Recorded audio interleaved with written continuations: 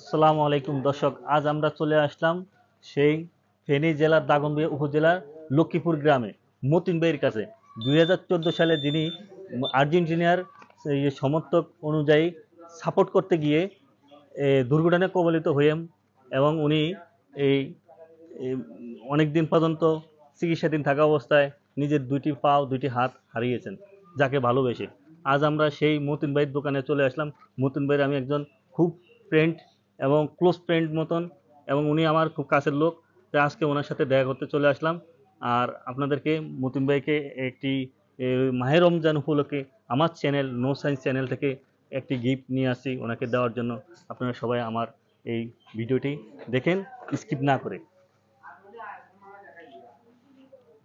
আসসালামু আলাইকুম মতিন ভাই, ভালো আছেন? ওয়ালাইকুম আসসালাম। আসসালামু আলাইকুম ভাই, কেমন আছেন ভাইয়া? মতিন ভাই, আপনাকে আমার নো সায়েন্স চ্যানেল থেকে এই সামান্যতম একটি গিফট নিয়ে আসলাম।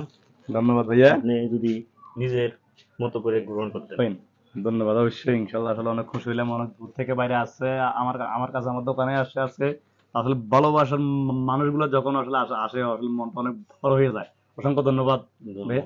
আপনাকে দর্শক, যারা আমরা সুস্থ সফল মানুষ আছি, তারা অনেকেই বেকার ঘোরাফেরা করি অযথা, কিন্তু মতিন ভাই দুই হাত দুই পা নাই সত্ত্বেও উনি একটি নিজে প্রতিষ্ঠান করে বলছেন যে কিছু মালামাল বিক্রয় করেন। ওনার কথা হইলো, আমি বেকার থাকবো না, আমি একটা কিছু করব। ওনার সংসার আছে, ওনার এই সংসার চালাইতে হয়, এই জন্য উনি এই উদ্যোগটা নিয়েছেন।